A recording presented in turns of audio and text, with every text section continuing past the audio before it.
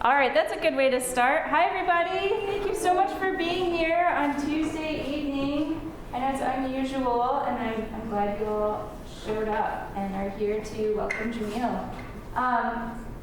My name is Jacqueline Brickman. I'm the new-ish professor in kinetic imaging, and we've had a really wonderful start over the last semester and 3 weeks. And I'm super excited to be here and to spend time with you all. I am especially excited this evening to introduce you all to Jameel Paulin. Jameel is a visual artist whose work in Afrofuturism looks towards the past to envision a world free from exploitation and oppressions of all kinds. His work both affirms and centers Black bodies. He aims to propose ways of living in meaning and purpose by building the society he hopes to see, where people are given the necessary tools to live a life of dignity. Working in the realm of Afrofuturism provides Paulin a means to explore the experiences, utopian visions, and aesthetic traditions of the African diaspora. In his work, overlaps of hip-hop, data, and technology meld with rich colors, textures, patterns that grow out of both Paulin's practice in painting and as a musician, and in addition to art, social, and cultural history. Jameel is currently assistant professor of art at Colorado College. And today, he was here workshopping with the time and process students in kinetic imaging. And we were both so impressed by how much we kind of threw at the students and how much you all responded and really just brought your best and created some wonderful stuff in a really short amount of time. And that's just part of your magic in being here. Jameel and I were classmates at The Ohio State University together. He's always drawing, writing, listening, and he speaks with clarity and purpose. I find his work to be thoughtful, imaginative, and inspiring. I admire Jameel's work, I value his friendship, and I'm so pleased to have him join us here at Western. So please join me in welcoming Jameel.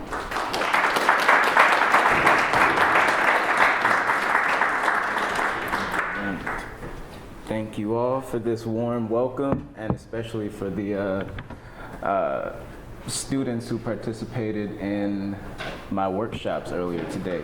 I'd just like to reiterate Jacqueline's sentiments that I was very impressed with the creativity, the flexibility, the willingness to try and experiment with GarageBand earlier. So hoping to keep this train going with my artist talk.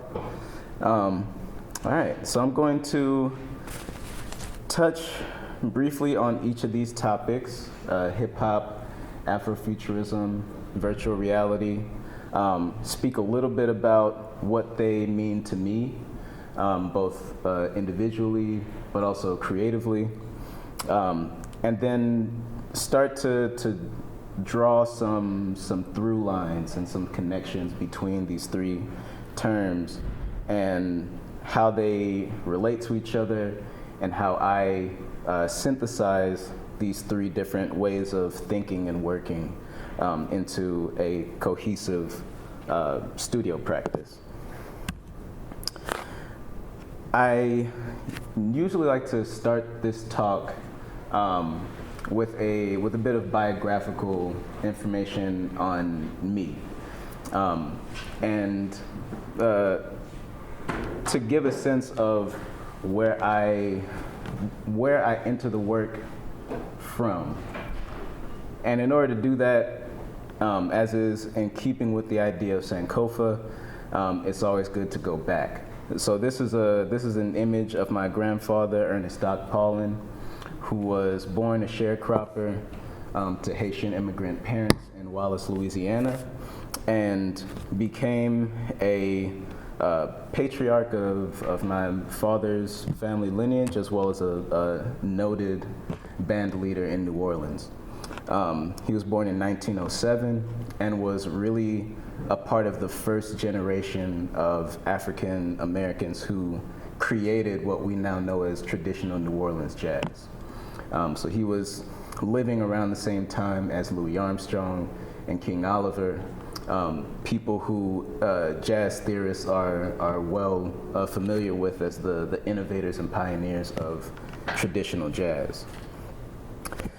My father, Philip Paulin, here on the left, is also a trumpeter, a tradition that he inherited from his father. And I bring this up to say that for me, hip hop and creating music, in addition to just being a culturally relevant way of thinking and working, is also for me a way of tapping into my family lineage. I don't connect as much to the jazz tradition in New Orleans, nor do I connect very much to the classical tradition that I was socialized in as a student in America. But beat making, music production, like that's a very tangible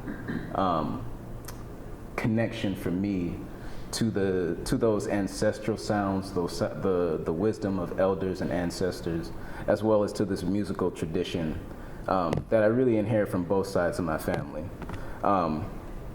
I don't have any pictures of my mom playing music, which is why I don't usually include her in this portion of it. But my mother is a scholar of critical race theory and culturally relevant pedagogy. She's also a classically trained flutist and a composer and a music producer in her own right. So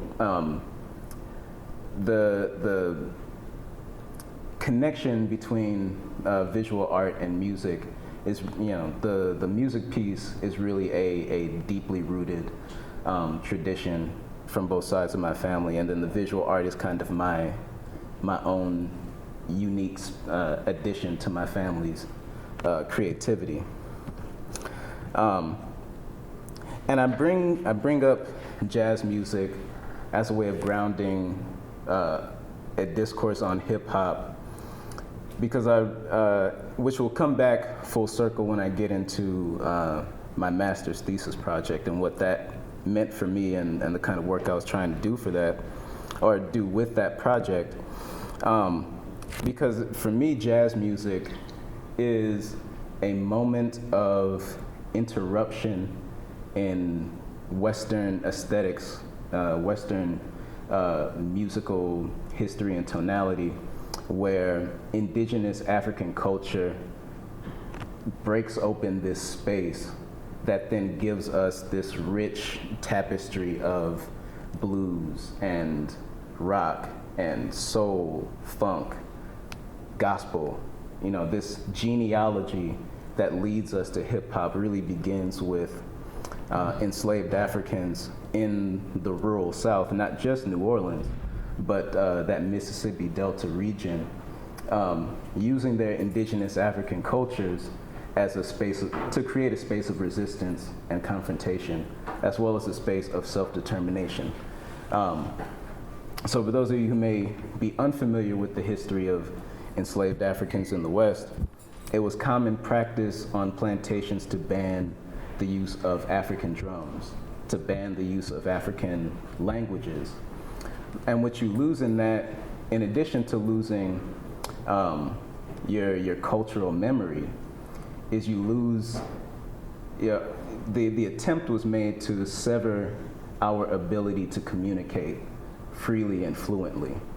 But through this technology of brass instruments, of military drums and cymbals, you get this remixing of African culture, which creates this space of liberation. In addition to,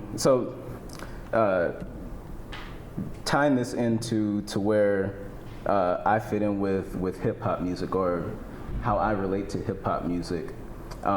Hip hop music is really the music of my generation, or the music that my generation grew up on. So again, for me, it's a culturally relevant way for me to tap into that genealogy and to touch that spirit of resistance and to keep that spirit alive in my work. In addition to being a heavy hip-hop fan and a student of hip-hop history, I'm also a huge science fiction nerd. So I grew up reading books like Dune, watching all the Star Trek shows, but especially Deep Space Nine, watching Battlestar Galactica, and most recently just binging and re-binging The Expanse. And for me, science fiction has always been a place where science fiction authors pose really difficult questions about the human condition and use and using the language of science and technology to push back against this idea of moral progress. Western ideology often has this notion of linear time, which lends itself to this idea of positivistic history, where the more as time marches on linearly towards the future, as technology improves and becomes more efficient, that society becomes more morally advanced or ethically advanced. And science fiction authors, in addition to theologians and philosophers, have always been a rich field of critique of that notion.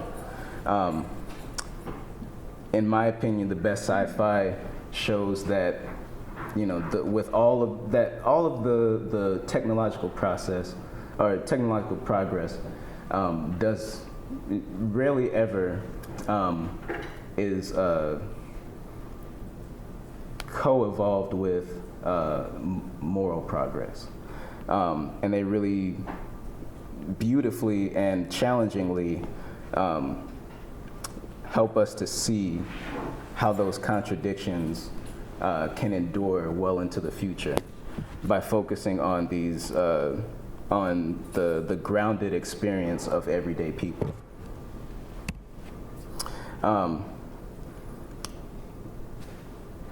As a young person growing up in the 90s, listening to hip hop music, reading things like The Source magazine and XXL, as I got into middle school and high school, reading rap blogs, hip hop also became a space where Afrofuturism was really a cultural touchstone. So I remember when I was 6 years old, seeing AT-Aliens for the first time at my older cousin's house, and being a kid who was reading like Dark Horse comic books and Marvel comics, and then seeing this album cover, like, you know, just being like inspired and enamored with that, and drawing this. Like as a kid, I used to draw all the time, and sometimes I would draw these album covers, especially Outkast album covers. And I was always impressed by artists like Outkast, Little Brother, artists who were from the South, but were creatively pushing the boundaries of the form, intellectually pushing the boundaries of the form, lyrically doing things that were innovative and forward-thinking, and this love affair with rap and with hip-hop music has been one of those love affairs that's continued to grow and evolve over time. And one of the ways that relationship has evolved is by me being more and more influenced by hip-hop producers. So from the time I was in middle school and high school, practicing boring classical music and listening to people like Ninth Wonder's beat tapes and Mad Lib's beat tapes and Flying Lotus's beat tapes, I began to study their techniques and become more and more inspired by the way that they were using the technology either of the MPC or the computer or a sequencer or a drum machine to create these very unique sounds using found sources in the case of samples. These are just a handful of some of my favorite rap albums, and I could go into excruciating detail on why I love each one of these, but I'll spare you that. As I was prefacing when I first began my remarks, the notion of Sankofa is very central to the way that I understand Afrofuturism, as well as hip-hop. Hip-hop being a form that relies heavily on sampling, crate digging, as some folks would call it, loop digging, as Madlib would call it. For me, that is quite literally an expression of Sankofa, of going back to the past and bringing it forward. I will mention briefly in the works of Ishmael Reed, particularly Mumbo Jumbo, he has a notion of necromancy, which is a strong correlation to the idea of Sankofa. And Ishmael Reed is one of the foundational literary creators who the Mark Derry, the critic who coined the term Afrofuturism, was referring to, or using the term of Afrofuturism in order to try to make sense of the works of people like Ishmael Reed.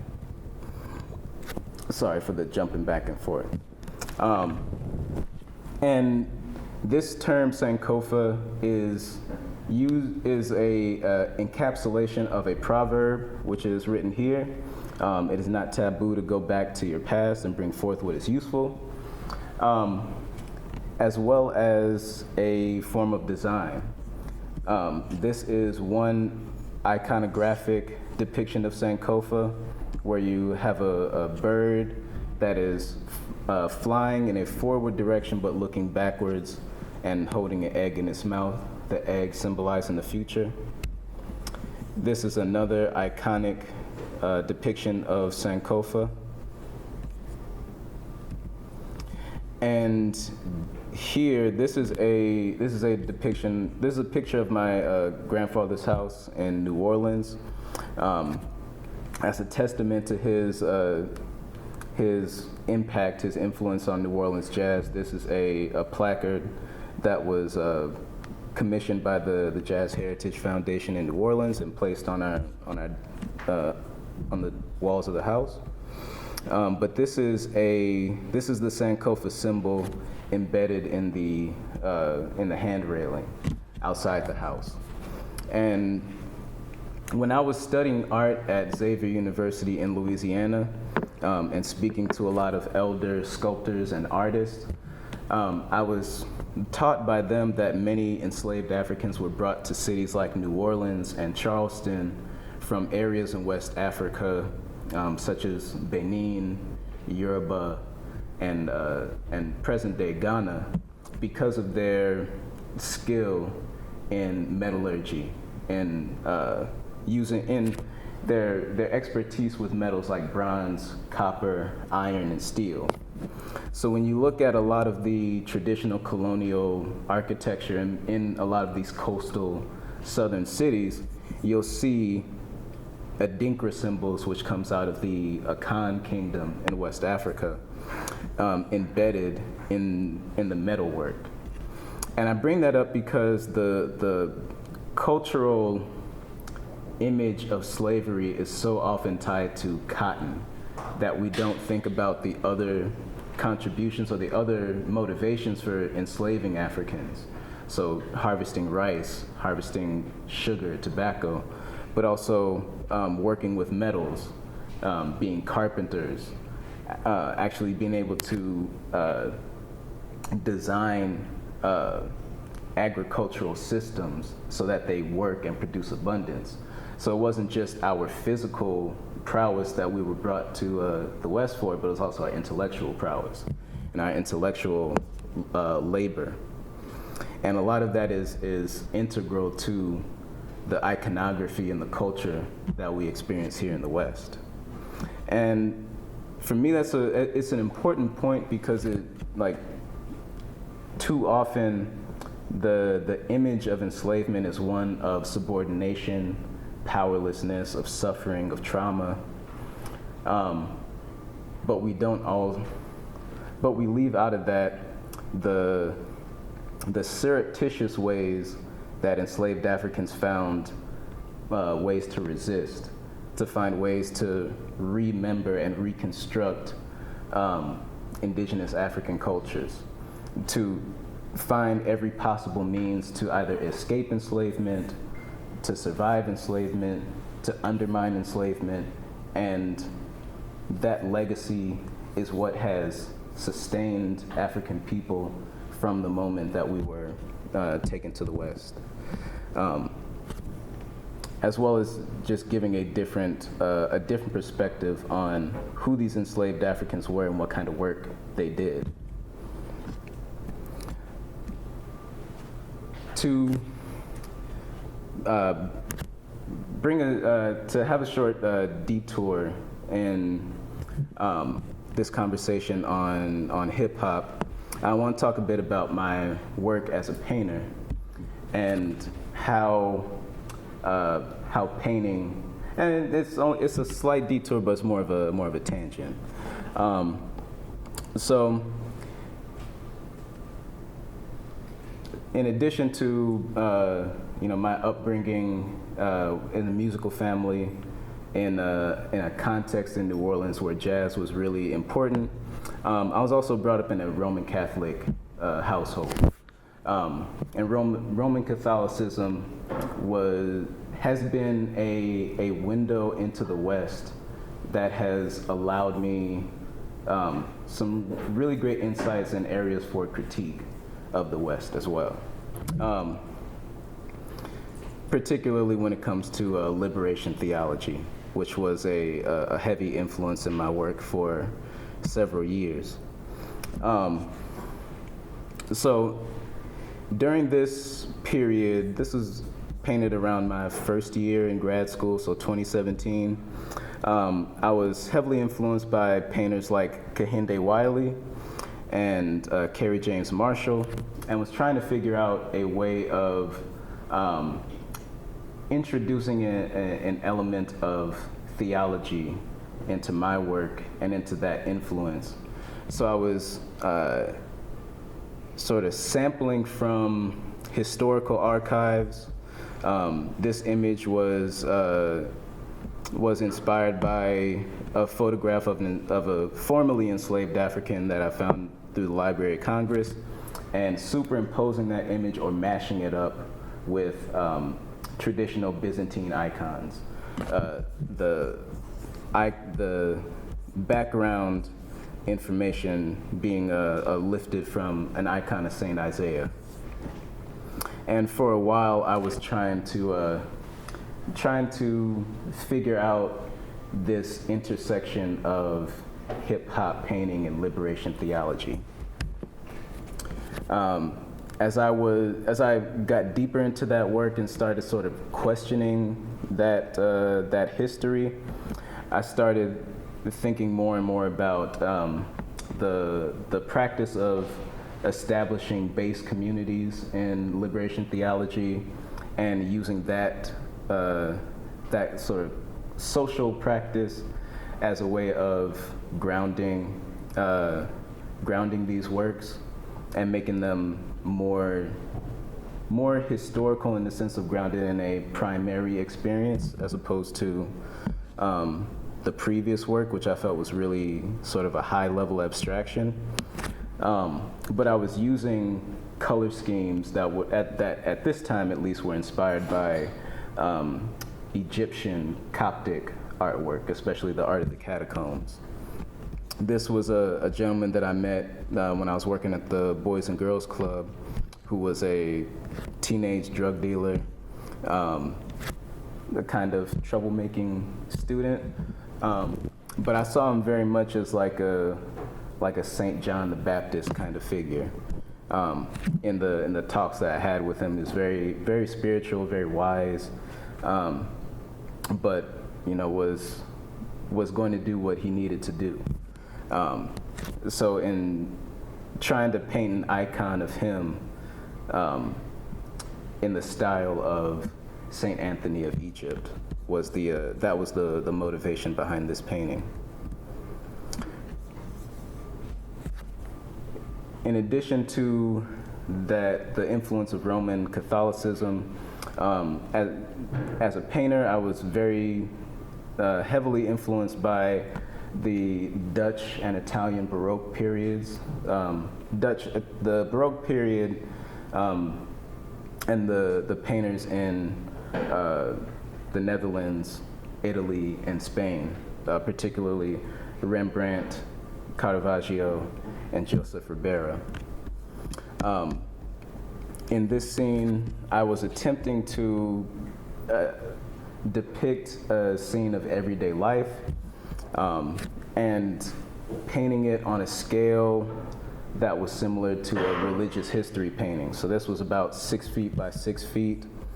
I was painting it for a show in New Orleans that was asking the artists who were represented to depict our dreams for New Orleans post-Katrina.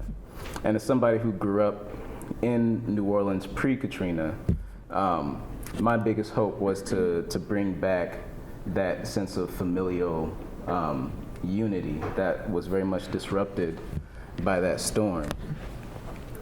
And in this, I was starting to think about Baroque painting in relationship to Baroque music. So growing up playing classical music, particularly violin and cello, you'll notice, or I noticed that a lot of Baroque music had polyphonic discourse, which was this way of having melody and harmony that were counter-related to each other. Bach very famously has fugues where at different points in time the melody will be a descending expression, and the harmony will be ascending. So you have this balance of these different contrasting elements. And I was thinking about that in terms of paint and chiaroscuro and value and color scheme.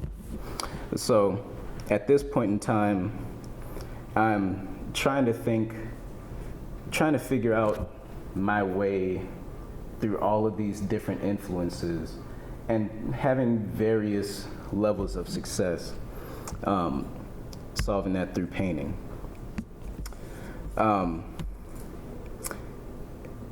At this point in time, I start to have a kind of crisis moment with my relationship to painting.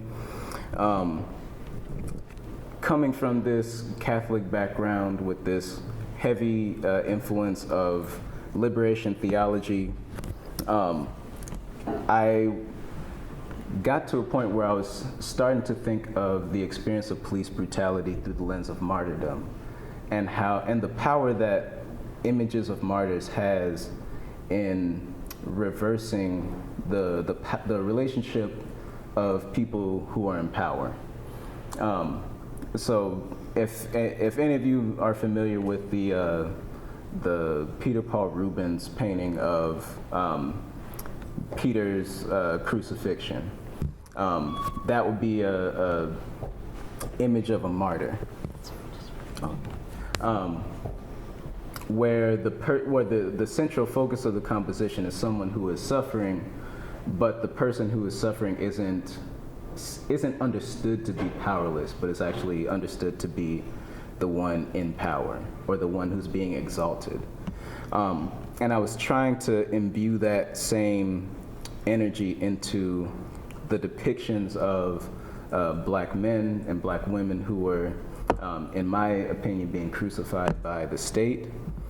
But in the course of making this body of work, I realized how really this work was just perpetuating a lynching. And so I this for me was a point of crisis where I started to really reconsider my relationship to painting, my relationship to Western aesthetics and iconography, and starting to look for ways to have an empowering space, or to feel empowered in the forms that I was using, the images that I was using, and how I was putting them together, which led me back to hip hop. I don't have images of my student work when I was around your age, but at that time I was using collage and sculpture and trying to think through sampling and that through those forms to mostly unsuccessful ends. But after this painting, I started to really deconstruct my relationship to painting, started to think more explicitly as a hip hop producer in my paintings. So I created several intentionally glitchy images and then sampled those images, collaging them in Photoshop and projecting them onto the canvas and painting from that. So this was one of those first experiments in this sort of like hip hop infused painting method. This was a more non-objective take on that. In my second year in OSU's program, I started to think about hip hop through the lens of text and repetition, and thinking about the relationship between the sacred and the profane, and what that meant. So in this project, I took one couplet from Kendrick Lamar's song "Fear" and placed that in conversation with Psalm 51, and wrote those repetitively on a chalkboard in a decommissioned school, and used erasure to create different points of emphasis. All right. So by the time I got through that period, which was really kind of a crisis point, where I had sort of like broken down my relationship to painting and drawing to a really bare essential point.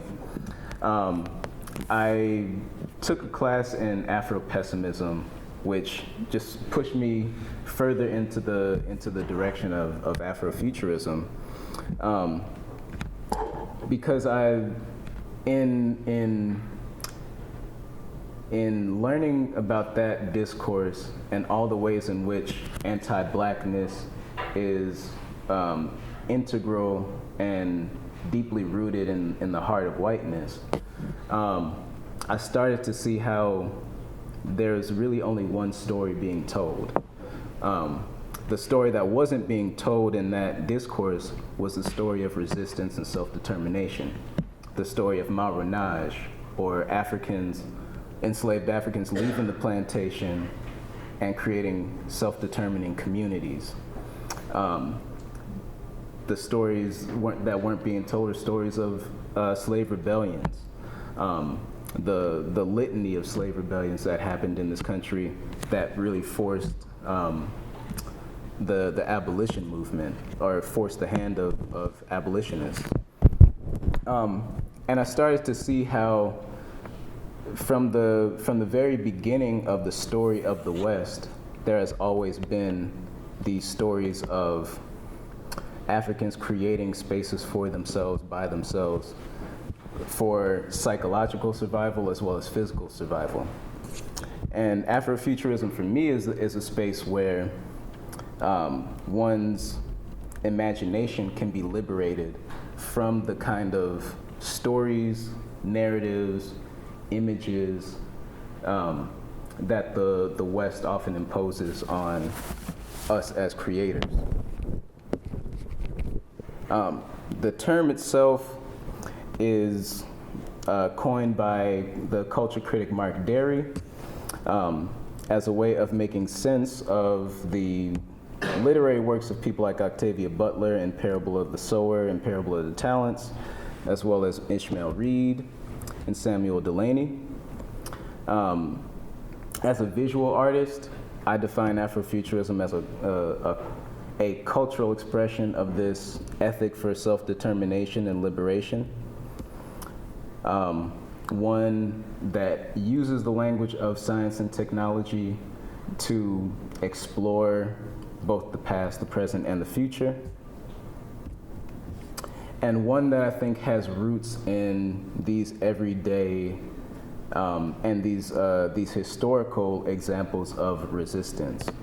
So in my thesis work, I link the origins, or I posit an earlier origin for Afrofuturism beyond just the works of Ishmael Reed and Octavia Butler, earlier than the works of people like Ralph Ellison and W.B. Du Bois, to say that the creation of Afro-diasporic indigenous spiritualities and spiritual traditions like Vodun, like Kabumble, and Santeria, that these acts of resistance, these spiritual acts of resistance, these political and everyday acts of resistance actually open that interior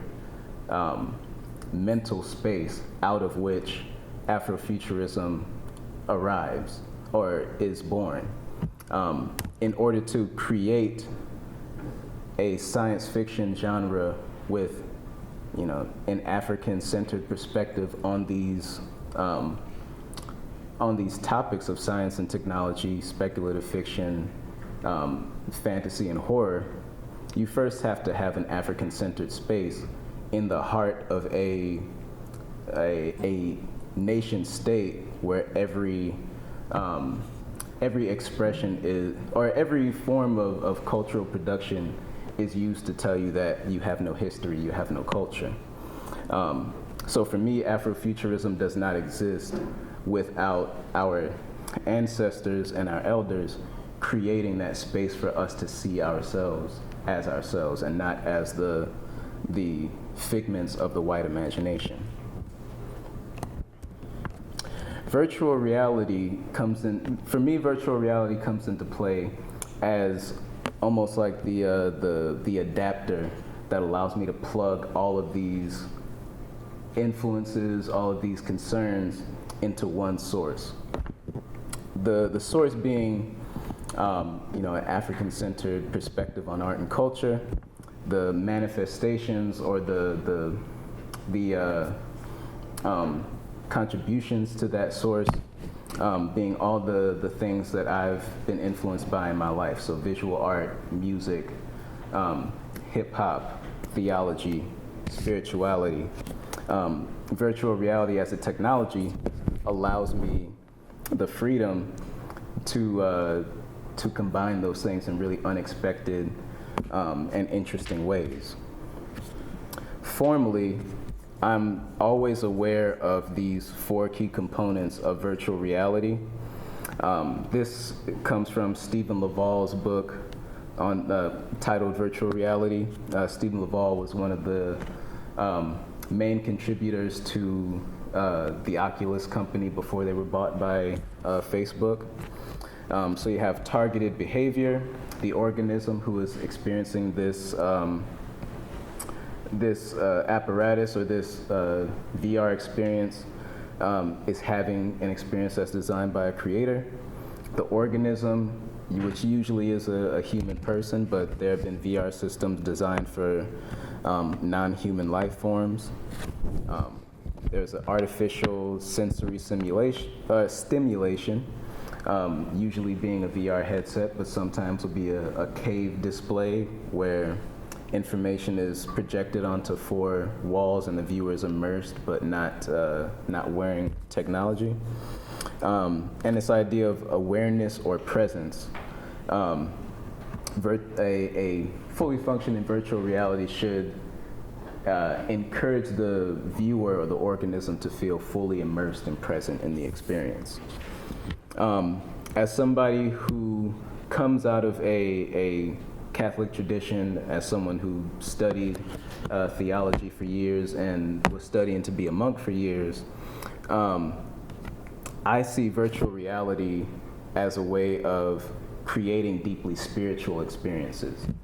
And the deeper I get into studying Afrofuturism and studying Africana, or African-centered philosophies and cultural perspectives, spirituality, in a sense of being grounded and connected to a center, a personal center and a communal center,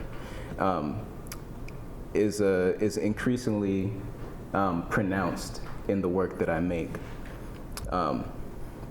especially my thesis project, which I'll show you shortly, and the project that I'm currently working on. To synthesize Afrofuturism and virtual reality, when I was developing my thesis work and in the works that I've developed since then, these rules have been key points for me to return to, driving my formal decisions in each of those previous fields. So digital immersion for me is a close analog to the experience of listening to music on headphones. So listening to music on headphones or listening to music in a place where you're really fully embodied there. The headset is that analog and is the depth of experience that I'm trying to go for in my VR works. Appropriation through sampling.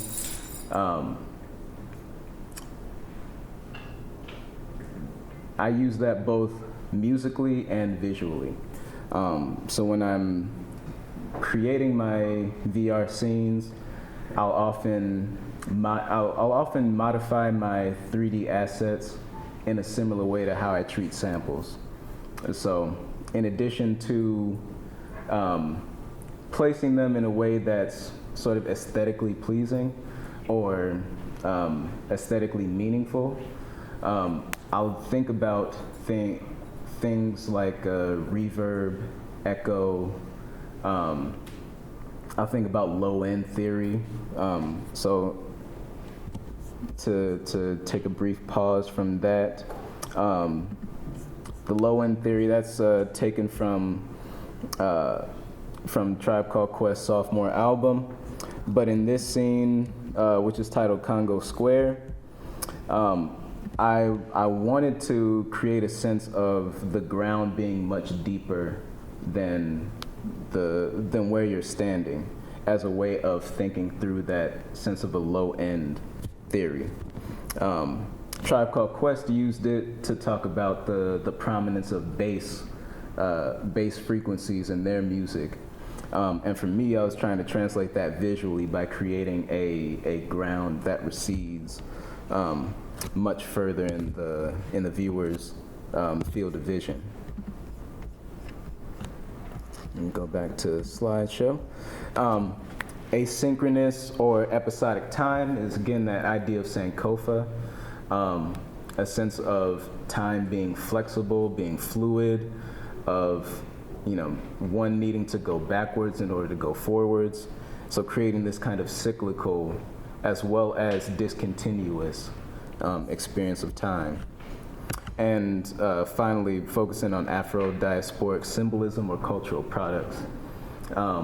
As somebody whose family originates in the rural South, a lot of my research into family heritage vis-a-vis the slave trade leads me back to West Africa. again, around that Ivory Coast, Ghana, Benin, Yoruba, Nigeria corridor. So until I'm able to identify the specific village that my ancestors come from, the artifacts that I tend to collect and make use of in my VR scenes comes from that area of West Africa where a lot of my ancestors likely were taken from.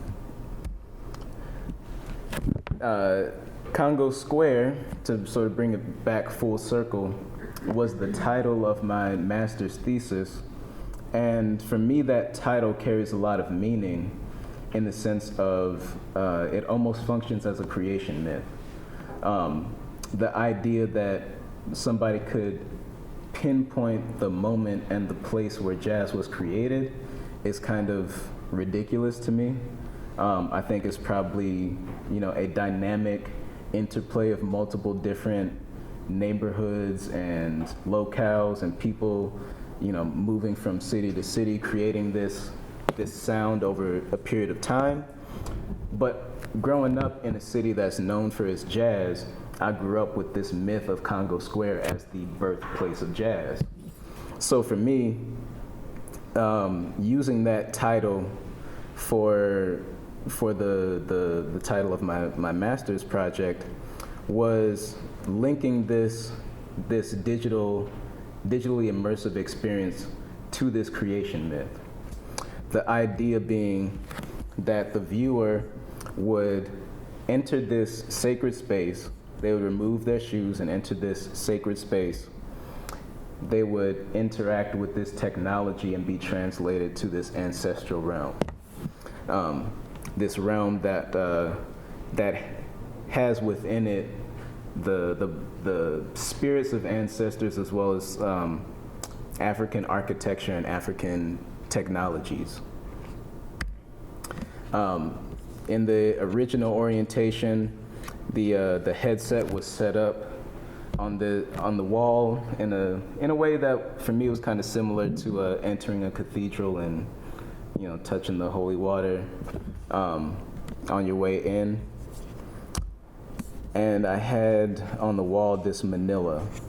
And for me, these are kind of totems of remembering. These are artifacts that are meant to conjure deep memories as well as deep experiences. So when I'm using a VR headset, I try not to think about it in the sort of casual banality that we think about a cell phone, but I try to think about it like a power figure, like a piece of technology that is meant to be, handheld, but that, the small size of it doesn't diminish the cultural and social value that it has. But it actually amplifies the power that this piece of technology wields. So that brings us up to about 2020. I know I've probably gone on a little long, so I'll just briefly gloss through some recent projects that I've done. In 2021, I collaborated with a composer at my college on a multidisciplinary event influenced by the butterfly effect. And I created this Mozilla Hubs scene titled Order and Chaos, which took a political spin on that idea of the butterfly effect.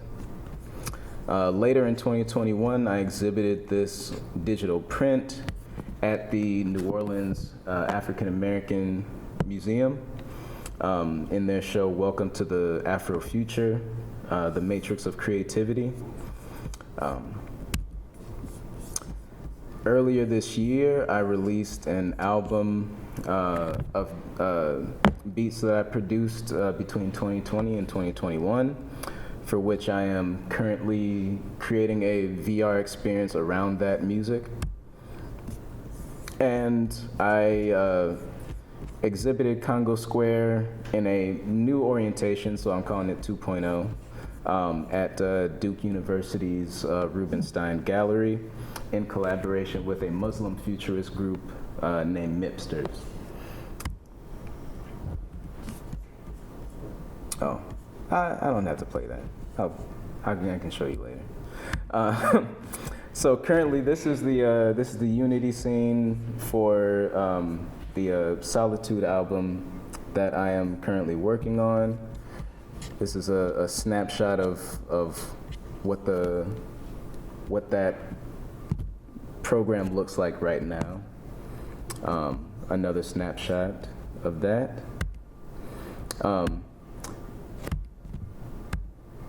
And I'm also currently working, so this space is partially dedicated to my recent ancestors. I lost a couple of grandparents and elder family members during the pandemic. And in addition to honoring their memories in VR, I'm also working on a long-term portrait series titled Muen Sevi Lua, which is Haitian for I serve the ancestors, or I serve the ancestral spirits. And it's a series of portraits depicting a collection of my own personal family ancestors, as well as major historical figures and artists who have been influential to my life and my work. Artists like Mary Lou Williams, who's a brilliant pianist and composer, and Lois Mailou Jones. I believe that's the last image here. Yeah, so forgive me for going on a few extra minutes, but thank you for your time and attention. Thank you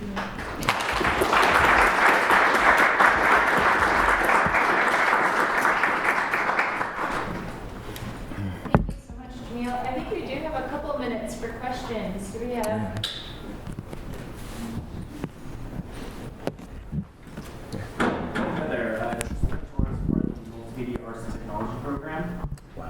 In terms of like going more specific about technology that you're using, I saw that you have like the Google Cardboard and the Oculus and stuff like that. Yeah. Are you planning on trying to use like the Oculus 2 and other like forms of like phone VR to try to have a better connection within communities and stuff like that? Yeah, absolutely. I'm open to any and all technologies. If it hadn't been for COVID, I was planning to do a series of VR workshops and VR exhibitions at public libraries in Columbus, but COVID put that on hold, and then I moved away. But yeah, for me, like I have a lot of ethical issues with Oculus, so I'm already just like looking for different pieces of technology to use from more ethical producers. Yeah. But yeah, so I'm open to the whole suite. Yeah. Thank you.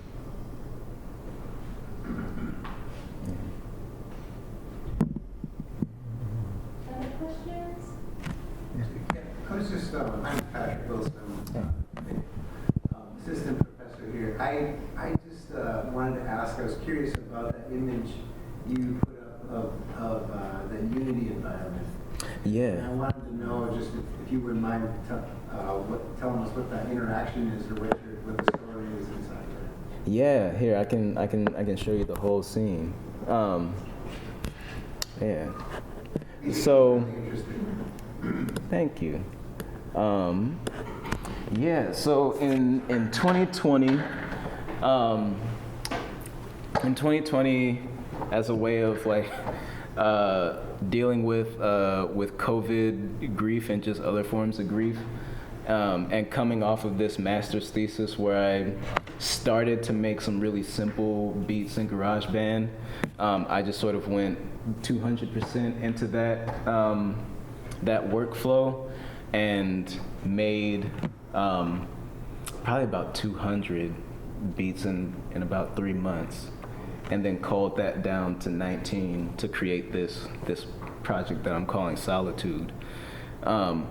And then in 2021, sort of revisited that and finished finished and reworked a lot of those tracks to be more listenable. But the idea behind that is like, COVID was just such a time of imposed solitude, or I should say imposed isolation. But from, coming from my perspective with like Catholic prayer traditions and mystical traditions, I started to think about that as like almost like a wilderness time of solitude. So that idea of going inward into oneself as a way of like spiritual nourishment and maturity. So each of the tracks sort of loosely follow that thread of like, for me, like, what does it feel like to be like deep in meditation with oneself? And sometimes it's a calm experience. Sometimes your mind is on 10 and you got everything like going at once. Sometimes it's you have like a well of emotions rising up. So the meta commentary of the album is like, what does it feel like to be in that kind of like intense solitude?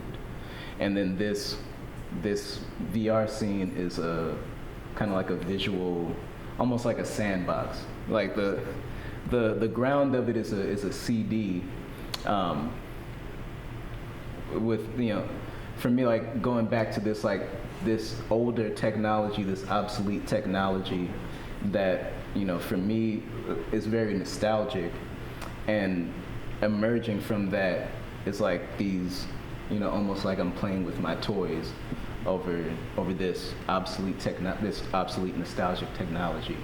But all of these things are like totems that evoke these different feelings and memories. The paintings, I'm sorry. Oh, go ahead. Yeah, and then we'll get. Okay, in the paintings, it seems that you were breaking up a lot of the space, Yeah. particularly in the time that you talked about as being sort of a moment of schism with Western ways of thinking about painting. How do you think about space? And is space, do you think of it in terms of as a philosophical tradition of space? And if so, how does it change once you move from something like a 2D static kind of form to 3D? Yeah. That's a great question. Thank you. The way I think about space here is a lot different than how I think about space in painting. It's a really deep question. For years, when I started studying art, I came from exclusively playing music all my life. So I felt really intense imposter syndrome when I was an undergraduate. So I would just obsessively study paintings as a way of proving that I deserved to be there, And in studying, so I would get books on composition, books on painters, books on draft people, and would just study their compositions all day. And was really taken with the rule of thirds, the golden section, and the cubist grid. So I do a lot of little exercises where I was just thinking through things spatially. And with that, the canvas can be a space of or it can be an area of infinite space. So I remember at one point in time I was looking at unistic art, where you would have this the image that I'm being reminded of now is like a bare canvas with a really thin orange line that's barely perceptible. But then you also have painters like Norman Lewis who just cram just fill the space. Right now I'm heavily into Afro-Cobra artists who are just even more cramming the page or cramming the picture plane full of information. So I think space is a way of, it's an interior thing as well as an exterior thing.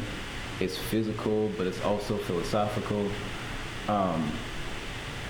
It can be two-dimensional, but then it can also be like, three-dimensional. It's a really deep concept, and how you use space. Increasingly now, like, I love the way really good jazz musicians use space. Like the way Herbie Hancock solos. Like sometimes he can be really virtuosic and kind of like cram all the notes into a phrase, but then sometimes, he'll be really lyrical with how he like starts something, then interrupts it, and then starts again. Yeah. I don't know if that answered the question. No. Hi, my name is Eris. I'm actually a jazz performance major. And I studied piano, that's what you said, and I heard Hancock. Yeah. That's what I was curious about how the music interacts with the visuals and within the VR. Is it like spatially triggered when someone is looking at a particular part of the work that certain music plays, or is it constantly going on, or like how do those two things come together? Yeah. In the Congo Square work, it was essentially just background music, so it was playing continuously the whole time. Although the way that I had it set up, there it is. The way that I had it set up originally, and this is a reconstructed file, so it's not the same as I had it the first go round, but with each of these platforms, there we go. With each of these different platforms, once the viewer got into close enough proximity, it would trigger a change to a different scene. Okay. So this was like the title track that was also like the home screen, and then it would transport you to different soundscapes. What I'm working on with this project is to allow the user to trigger that audio. And where I see this going in the future is to have more interactable scenes with little like audio snippets that can create a interesting sort of collage of sound that the user can navigate more intuitively. I have one more question. It's more in terms of like aesthetics within VR and stuff like that. I've seen a lot that you were exploring a lot of like dynamic movement and motion, having the user move around and stuff like that. Yeah. Have you considered also about keeping like the user stationary and using more of like the scene and stuff like that to communicate rather than having them approach it? Yeah. It's funny you say that. I was reading an article a few months ago that was saying basically that like the two most popular forms of VR apps right now are roller coasters and puzzles. Yeah. And so I was thinking of like,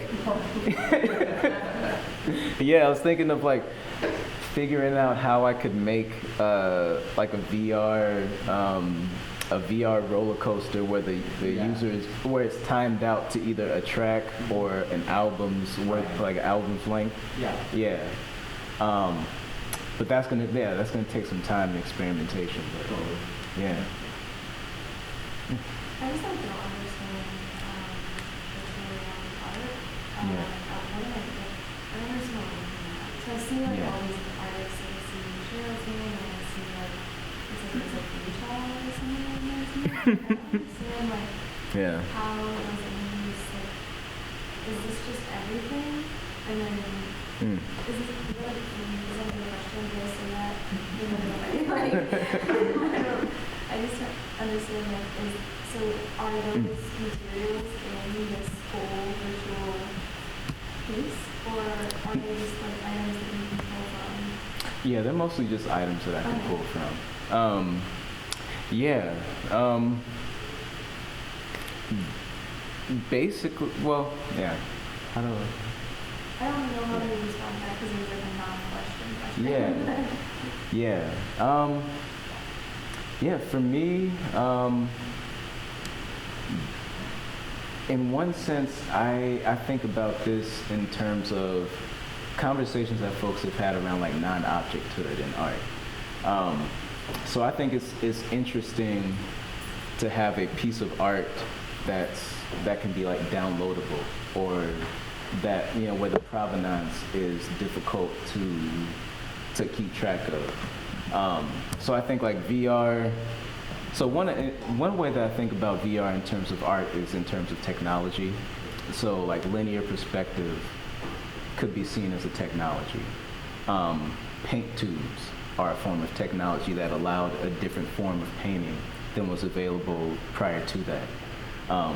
Easels, paintbrushes, sculpture, ceramics, like these are forms of art making that incorporate technology as well as photography. You know, at one point in time, the painting establishment was very skeptical of photography as a form of art. And now, you know, photography is very comfortably within the conversation of fine arts. So I see virtual reality as continuing that trend. I also see it as a symptom of a Western approach to living that is obsessed with technological innovation, which brings its own sort of interesting contradictions to bear on what qualifies as art. You know, now we're talking about AI art. You know, Well, it makes it like accessible because Yeah. people can download it. But like I'll Yeah. have to like you'll have to show me your painting for me to see it unless it's at a show or something, which you are Yeah. showing it to me. So yeah, virtual art just makes it, like you said, you can download it, it's accessible and you can have it. yeah. Thank you so much everybody for being here.